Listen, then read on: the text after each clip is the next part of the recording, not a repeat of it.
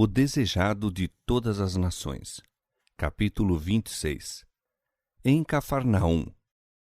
Jesus parava em Cafarnaum entre suas viagens de um lugar para outro, e ela chegou a ser conhecida por sua cidade. Ficava na praia do Mar da Galileia e próximo às bordas da bela planície de Genezaré, se não realmente nela. A profunda depressão do lago dá à planície que lhe margina as praias o aprazível clima do sul. Ali floresciam, nos dias de Cristo, a palmeira e a oliveira, ali havia pomares e vinhas, campos verdejantes e belas flores em rica exuberância, tudo regado por correntes vivas que brotavam das rochas. As praias do lago e as colinas que a circundavam a pequena distância achavam-se pontilhadas de cidades e vilas. O lago era coberto de barcos de pesca. Havia por toda a parte a agitação da vida em sua atividade e atarefamento. Cafarnaum adaptava-se bem a servir de centro à obra do Salvador. Achando-se na estrada de Damasco, a Jerusalém e ao Egito e ao mar Mediterrâneo, era uma grande via de comunicação. Gente de muitas terras passava pela cidade ou ali parava para descansar em seu jornadear para lá e para cá. Aqui podia Jesus encontrar-se com todas as nações e todas as classes, o rico e o grande, como o pobre e humilde, e suas lições seriam levadas a outros países e a muitos lares. Estimular-se-ia, assim, o exame das profecias, seria atraída a atenção para o Salvador e sua missão apresentada ao mundo. Não obstante a ação do Sinédrio contra Jesus, o povo aguardava ansiosamente o desenvolvimento de sua missão. Todo o céu estava palpitante de interesse.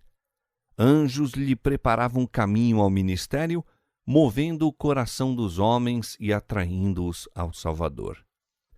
O filho do régulo, a quem Jesus curara, era em Cafarnaum uma testemunha de seu poder. E o oficial da corte e sua casa testificavam alegremente de sua fé. Ao saber-se que o próprio mestre se achava entre eles, toda a cidade se agitou. Multidões acorriam à sua presença. No sábado, o povo afluía à sinagoga de tal maneira que grande número tinha de voltar por não conseguir entrada. Todos quantos ouviam o Salvador admiravam a sua doutrina, porque a sua palavra era com autoridade. Ensinava-os como tendo autoridade e não como os escribas. Lucas capítulo 4, verso 32 e Mateus 7, 29. Os ensinos dos escribas e anciãos eram frios e formais como uma lição aprendida de cor. Para eles, a palavra de Deus não possuía nenhum poder vital. Seus ensinos eram substituídos pelas ideias e tradições deles próprios. Na acostumada rotina do serviço, professavam explicar a lei, mas nenhuma inspiração de Deus lhes comovia o coração ou de seus ouvintes.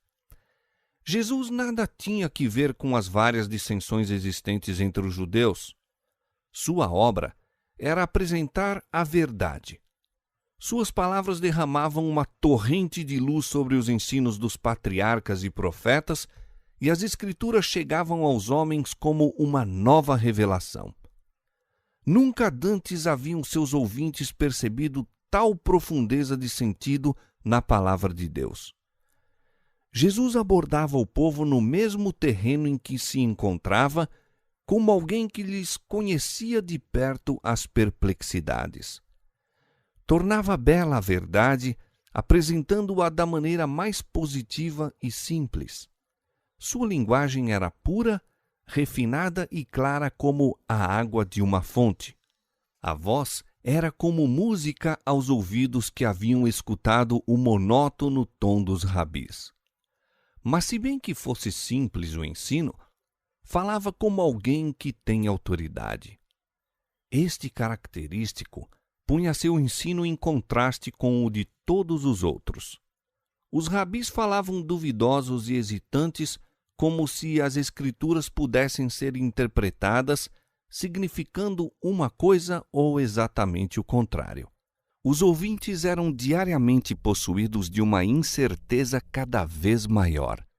Mas Jesus ensinava as Escrituras com indubitável autoridade. Fosse qual fosse o assunto, era apresentado com poder, como se suas palavras não pudessem sofrer contestação. Todavia, era mais fervoroso do que veemente. Falava como alguém que tem definido o propósito a cumprir. Estava apresentando as realidades do mundo eterno. Em todos os temas, Deus era revelado. Jesus procurava quebrar o encantamento da cega preocupação que mantém os homens absorvidos com o terrestre, colocava as coisas desta vida em sua verdadeira relação como subordinadas às de interesse eterno. Não lhes passava, contudo, por alto a importância. Ensinava que o céu e a terra se achavam ligados e que o conhecimento da divina verdade prepara melhor os homens para o cumprimento dos deveres da vida diária. Falava como uma pessoa familiarizada com o céu, cônscia de suas relações com Deus e, todavia, reconhecendo sua unidade com cada membro da família humana. Suas mensagens de misericórdia variavam a fim de ajustar-se ao seu auditório.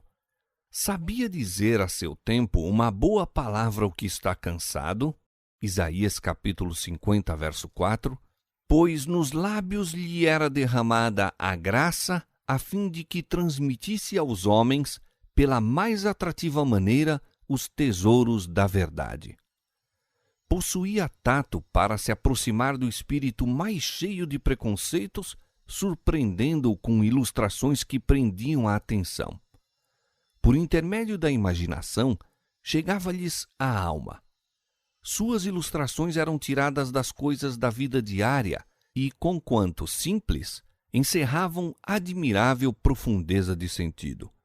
As aves do céu, os lírios do campo, a semente, o pastor e as ovelhas, com essas coisas ilustrava Cristo a verdade imortal. E sempre, posteriormente, quando seus ouvintes viam essas coisas da natureza, elas lhe evocavam as palavras. As ilustrações de Cristo repetiam continuamente suas lições. Cristo nunca lisonjeava os homens.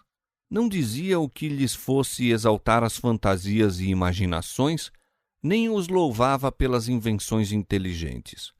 Mas pensadores profundos, livres de preconceito, recebiam-lhe os ensinos e verificavam que eles lhes punham à prova a sabedoria. Maravilhavam-se ante a verdade espiritual expressa na mais simples linguagem. Os mais altamente instruídos ficavam encantados com suas palavras e os incultos tiravam sempre delas benefício. Tinha uma mensagem para os iletrados e levava os próprios gentios a compreender que tinham para eles uma mensagem. Sua terna compaixão caía como um toque de saúde nos corações cansados e aflitos. Mesmo entre a turbulência de inimigos furiosos, era circundado por uma atmosfera de paz.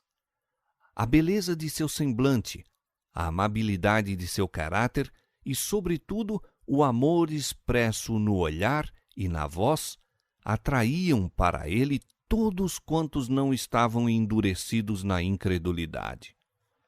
Não fora o espírito suave, cheio de simpatia, refletindo-se em cada olhar e palavra, e ele não teria atraído as grandes congregações que atraiu.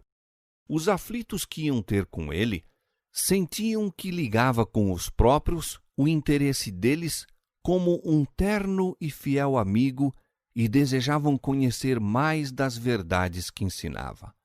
O céu era trazido perto.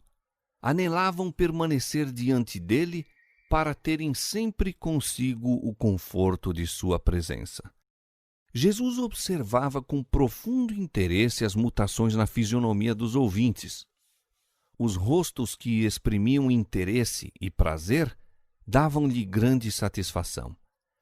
Ao penetrarem as setas da verdade na alma, rompendo as barreiras do egoísmo e operando a contrição e finalmente o reconhecimento, o Salvador alegrava-se. Quando seus olhos percorriam a multidão dos ouvintes e reconhecia entre eles os rostos que já vira anteriormente, seu semblante iluminava-se de alegria. Via neles candidatos em perspectiva a súditos do seu reino. Quando a verdade, dita com clareza, tocava algum acariciado ídolo, observava a mudança de fisionomia, o olhar frio de repulsa que mostrava não ser a luz bem recebida. Quando via homens recusarem a mensagem de paz, isso lhe traspassava o coração. Falava Jesus na sinagoga acerca do reino que viera estabelecer e de sua missão de libertar os cativos de Satanás. Foi interrompido por um agudo grito de terror. Um louco precipitou-se dentre o povo para a frente, exclamando: "Ah! Que temos nós contigo, Jesus Nazareno? Vieste a destruir-nos? Bem sei quem és, o Santo de Deus." Tudo era agora confusão e alarme. A atenção do povo se desviou de Cristo e suas palavras não foram escutadas. Tal era o desígnio de Satanás em levar a vítima à sinagoga. Mas Jesus repreendeu o demônio, dizendo: "Cala-te e sai dele." E o demônio, lançando-o por terra no meio do povo, saiu dele sem lhe fazer mal. O espírito desse mísero sofredor fora entenebrecido por Satanás, mas em presença do Salvador, um raio de luz lhe penetrara as trevas. Foi despertado e ansiou a libertação do domínio do maligno. Mas o demônio resistia ao poder de Cristo. Quando o homem tentou apelar para Cristo em busca de auxílio, o espírito mau pôs-lhe nos lábios as palavras e ele gritou em angústia de temor. O possesso compreendia em parte achar-se em presença de alguém que o podia libertar, mas ao tentar chegar ao alcance daquela poderosa mão, outra vontade o segurou. Outras palavras encontraram expressão por meio dele. Terrível era o conflito entre o poder de Satanás e seu próprio desejo de libertação.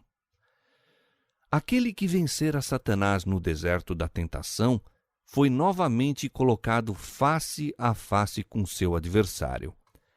O demônio exercia todo o poder para reter o domínio sobre a vítima.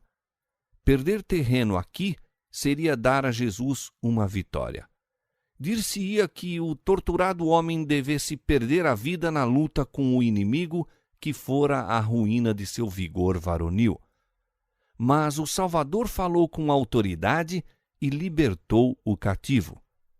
O homem que estivera possesso ali se achava perante o povo admirado, feliz na liberdade da posse de si mesmo. O próprio demônio testificara do poder do Salvador. O homem louvou a Deus por seu livramento. Os olhos que havia pouco tanto tinham chispado sob a chama da loucura, brilhavam agora de inteligência e inundavam-se de lágrimas de gratidão. O povo estava mudo de espanto. Assim que recobraram a fala, exclamavam uns para os outros: "Que palavra é esta? Que nova doutrina é esta? Pois com autoridade ordena os espíritos imundos e eles lhe obedecem." A causa oculta da aflição que tornara esse homem um terrível espetáculo a seus amigos e um fardo para si mesmo achava-se em sua própria vida. Fora fascinado pelos prazeres do pecado e pensara fazer da própria vida um grande carnaval. Não sonhava em se tornar um terror para o mundo e uma vergonha para a família. julgou poder gastar o tempo em extravagâncias inocentes. Uma vez no declive, porém, resvalou rapidamente. A intemperança e a frivolidade perverteram-lhe os nobres atributos da natureza e Satanás tomou sobre ele inteiro domínio. Demasiado tarde veio o remorso. Quando quis sacrificar fortuna e prazer para readquirir a perdida varonilidade, tornara-se incapaz nas garras do maligno. Colocara-se no terreno do inimigo e Satanás tomara posse de todas as suas faculdades. O tentador o seduzira com muitas representações encantadoras. Uma vez que o desgraçado se achava em seu poder, no entanto, tornara-se infatigável em sua crueldade e terrível em suas iradas visitações. Assim será com todos quantos condescendem com o mal. O fascinante prazer do princípio de sua carreira termina nas trevas do desespero e na loucura de uma alma arruinada. O mesmo espírito mau que tentara a Cristo no deserto e possuía o louco de Cafarnaum, dominava os incrédulos judeus. Para com eles, porém, assumia ar de piedade, buscando enganá-los quanto aos motivos que tinham em rejeitar o Salvador. Sua condição era mais desesperadora que a do endemoniado, pois não sentiam necessidade de Cristo, sendo assim mantidos seguros sob o poder de Satanás. O período do ministério pessoal de Cristo entre os homens foi o tempo de maior atividade das forças do reino das trevas. Durante séculos, Satanás e seus anjos haviam estado procurando controlar o corpo e a alma dos homens para trazer sobre eles pecados e sofrimentos. Depois, acusar a Deus de toda essa miséria. Jesus estava revelando aos homens o caráter de Deus. Estava a despedaçar o poder de Satanás, libertando-lhe os cativos. Nova vida e amor do céu moviam o coração dos homens, e o príncipe do mal despertou para contender pela supremacia de seu reino. Satanás convocou todas as suas forças e a cada passo combatia a obra de Cristo. Assim será na grande batalha final do conflito entre a justiça e o pecado. Ao passo que nova vida e luz e poder descem do alto sobre os discípulos de Cristo e revigorando os instrumentos de Satanás. A intensidade se está apoderando de todo elemento terrestre.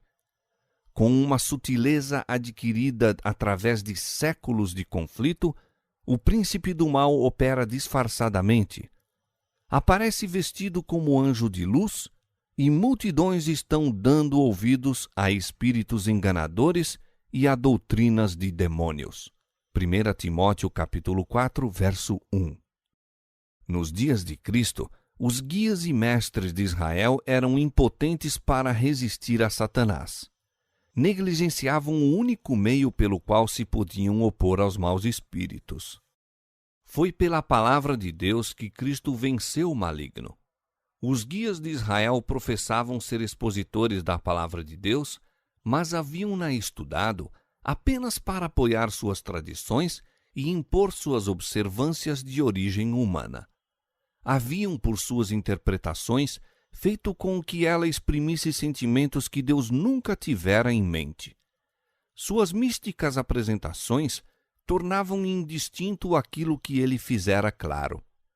Disputavam sobre insignificantes questões de técnica e negavam, por assim dizer, as verdades essenciais. Desta arte, difundia-se amplamente a infidelidade. Roubavam à palavra de Deus a sua força e os espíritos maus operavam à vontade. A história se está repetindo. Tendo a Bíblia aberta diante de si e professando respeitar-lhes os ensinos, muitos dos guias religiosos de nossa época estão destruindo a fé nela como palavra de Deus. Ocupam-se em dissecar a palavra e estabelecer as próprias opiniões acima de suas declarações positivas. a palavra de Deus perde em suas mãos o poder regenerador. É por isso que a incredulidade campeia e reina a iniquidade. Depois de minar a fé na Bíblia, Satanás encaminha os homens a outras fontes em busca de luz e poder. Assim se insinua a ele. Os que se desviam dos claros ensinos da Bíblia e do poder convincente do Espírito Santo de Deus estão convidando o domínio dos demônios. A crítica e as especulações concernentes às Escrituras têm aberto o caminho ao Espiritismo e à Teosofia, essas formas modernas do antigo paganismo, para conseguir firmar-se mesmo nas professas igrejas de nosso Senhor Jesus Cristo. Lado a lado com a pregação do Evangelho, acham-se a operar forças que não são senão médiuns de espíritos de mentira. Muito homem se intromete com elas por mera curiosidade, mas, vendo demonstrações de forças sobre-humanas, é fascinado a ir sempre mais adiante, até que fica dominado por uma vontade mais forte que a sua própria. Não lhe pode escapar ao misterioso poder. São derribadas as defesas da alma. Não tem barreira contra o pecado. Uma vez que as restrições da palavra de Deus e de seu Espírito são rejeitadas, homem algum pode saber a que profundezas de degradação é capaz de imergir. Um pecado secreto ou paixão dominadora o pode reter cativo tão impotente como era o endemoniado de Cafarnaum. Todavia, seu estado não é desesperador. O meio por que podemos vencer o maligno é aquele pelo qual Cristo venceu, o poder da palavra. Deus não nos rege a mente sem nosso consentimento, mas se desejamos conhecer e fazer sua vontade, pertence-nos a promessa: conhecereis a verdade e a verdade vos libertará. Se alguém quiser fazer a vontade dele, pela mesma doutrina conhecerá. João capítulo 8, verso 32 e capítulo 7, verso 17.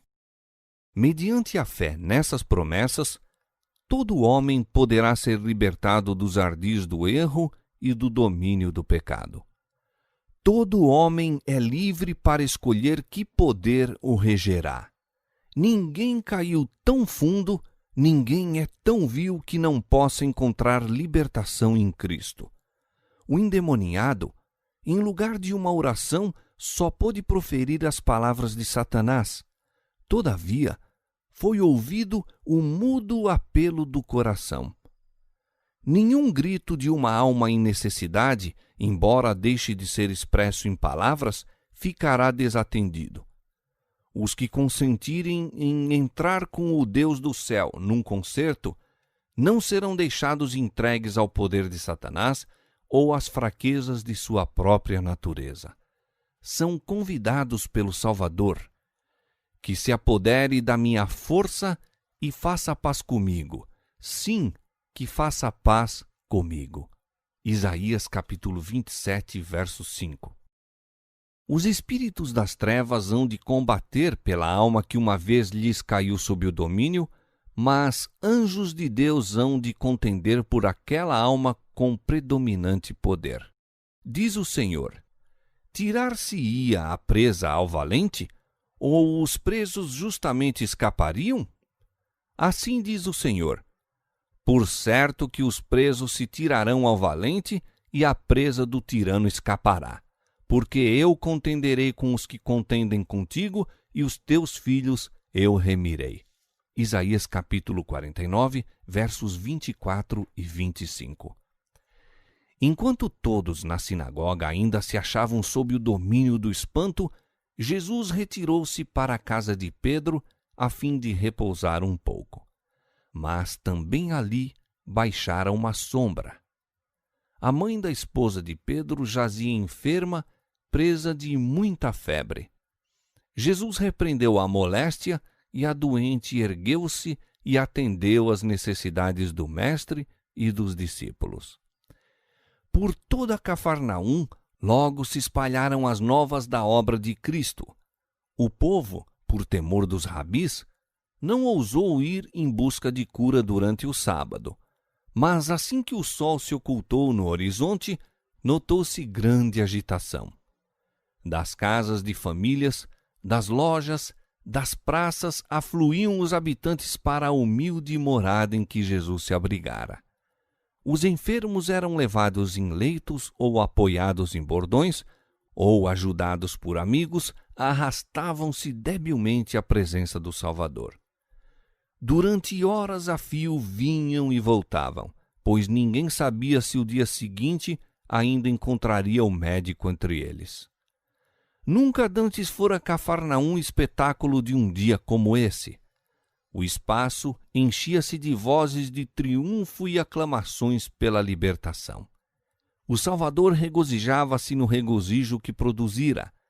Ao testemunhar os sofrimentos dos que tinham ido ter com ele, o coração movera-se-lhe de simpatia e alegrou-se em seu poder de restaurá-los à saúde e felicidade.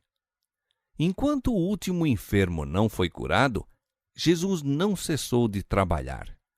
Ia alta a noite quando a multidão partiu e o silêncio baixou sobre o lar de Simão.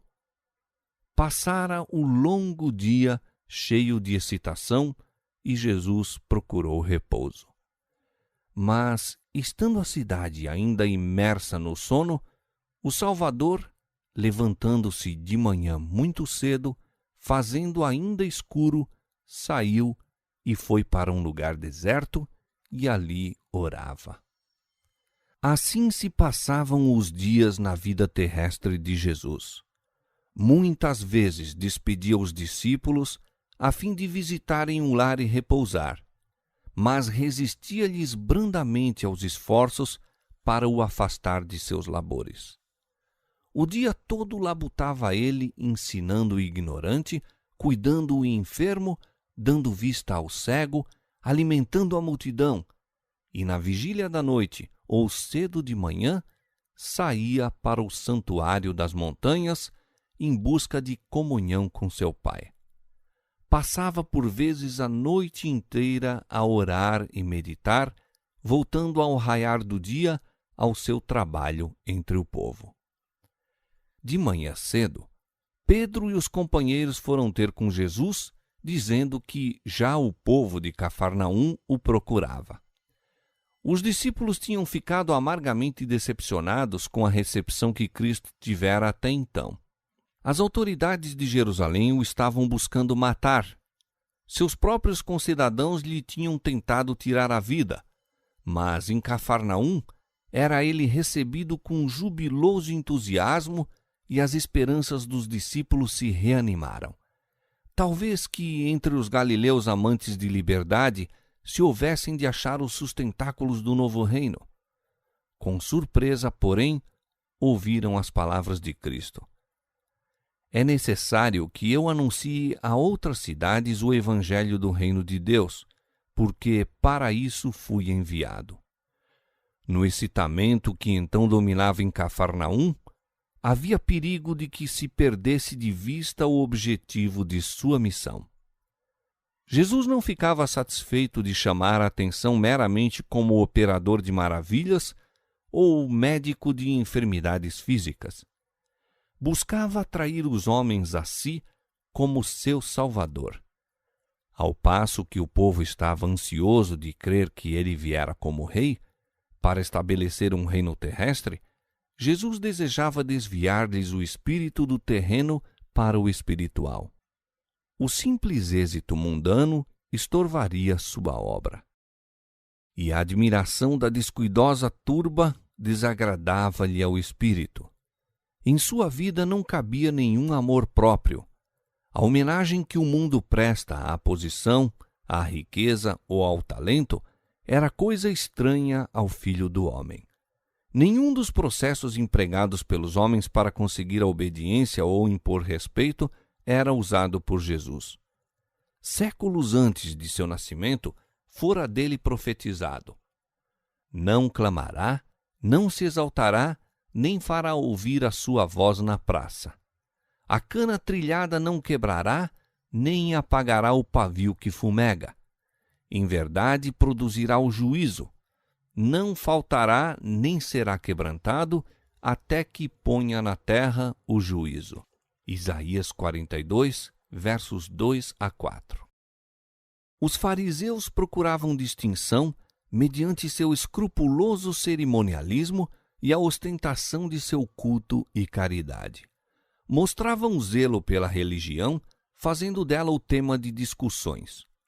Em voz alta e longas eram as disputas entre as seitas opostas, e não era coisa incomum ouvirem-se na rua vozes de zangadas contendas da parte de instruídos doutores da lei.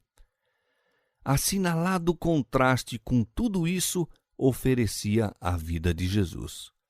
Nela, nenhuma ruidosa disputa, nenhuma ostentação de culto, nenhum ato visando a aplausos foi jamais testemunhado.